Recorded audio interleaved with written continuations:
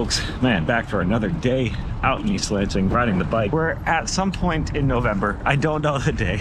Anyways, today we got to talk about you need a schedule. I need a schedule. I used to have a schedule, got rid of my schedule. Now nothing makes any sense. If you don't know me, my name is John J. Thomas. I ride bikes around. We talk about random things in life. So let's get into it. All right, so you might be asking yourself, why do I need a schedule? Things go pretty well in my life. True. They absolutely do. It depends on what your goal is in life. That'll determine, one, the type of schedule you should have, and two, how you structure it and how you utilize it to actually maximize your results, whatever those are. I like your dog. Thanks. Yep. All right, so what are some of the benefits of having a schedule? Well, one, you know what you're doing and when you're doing it. There's really no guesswork. You don't miss appointments as much. You're not missing times that you're supposed to hang out with people. You're not going to be running late. And it kind of instills a sense of calm. Now, a thing that people often complain about with schedules is, well, I don't want a schedule. I like the spontaneity. I want my free time to be whatever it is. I don't want my whole life structured and be routine and boring. And I understand where people come from on that. I actually do. I get where it's coming from. And I think it comes from a lack of understanding what a schedule actually is. I like your dog. Hey. Yep. And I think people are just scared of being boring. All right, trust me, having a schedule won't make you boring. If anything, it'll help you find more time so that you are able to then have more free time to do stuff. Now, another thing that people say is that they don't want all of their free time structured. But in your schedule, you can build free time.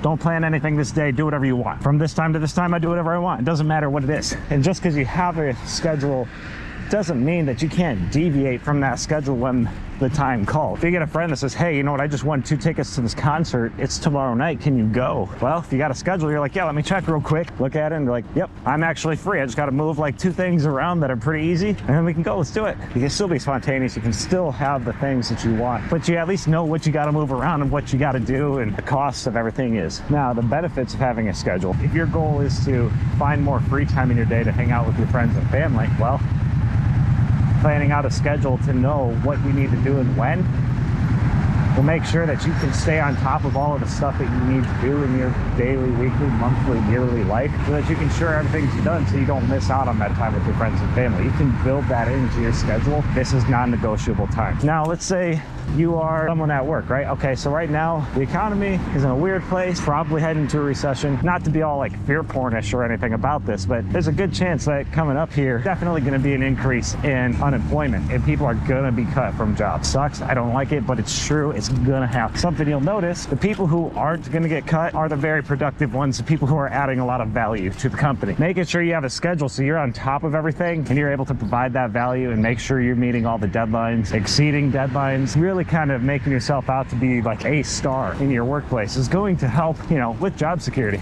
Again, not trying to be all fear pornish about that. Now let's look at it if you're somebody with a full-time job but you're trying to start up your own side hustle, your own business. Having a schedule is probably the most critical for you because chances are you do have friends and family. You got a personal life you want to maintain. You have a day job that you have to maintain. And on top of that, you're trying to build another business and putting in a bunch of time to that. You really have to be regimented with your schedule and make sure that you really have your ducks in a row, your stones in order, whatever it might be. And you got to make sure that on your schedule, you know what you're going to do and when you're going to do it so you know what you need to do and when you need to do it.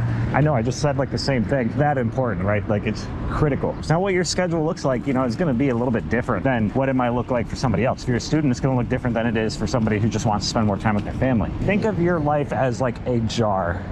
You have rocks, big rocks, small rocks, medium rocks, to like teensy pebbles and then grains of sand. When you're building your schedule, the important things like your priorities, your top priorities, those are the big rocks. And you have to put those in there for, you know, or maybe on your second level of priority, those go in second, the medium rocks. Then you put the small rocks in, and then you put the stuff that is the pea gravel, and then you put the stuff that is the grains of sand. The grains of sand is just not important stuff, fluff stuff, just, you know, stuff that's there that you do. The reason you have to set it that way is because if you don't, and you fill it up with sand, and you fill it up with medium rocks and small rocks, and then you try to put the big rocks in, there's no room left. Can't fit your priorities in your schedule. However, if you put those big rocks in first, what you're looking at is plenty of area to then be like, okay, now we can fit the other stuff. And it fits down through the cracks of the rocks and everything. And then you're like, okay, now smaller ones. And that fits through the cracks of everything.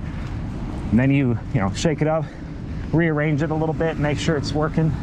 And you pour all the sand in there, and all of a sudden the jar is full and everything fit. Allow for time blocking. You know, a good rule of thumb is that however long you think something will take, add 20%. And then finally, at the end of every day, take 10 minutes to review what you did that day. How did you do? Did you reach your goals? Did you not? And then plan out that next day. Make sure that next day, you know exactly what you're going to be doing and when. Because they've done a lot of really interesting research on this, and they find that just by doing that for about 10 minutes every day, the amount of time that you gain the next day in free time because you were that productive is about 2 hours total. Anyways, folks, that's all that I got. I hope some of this helped you out, but until the next video, have a great day.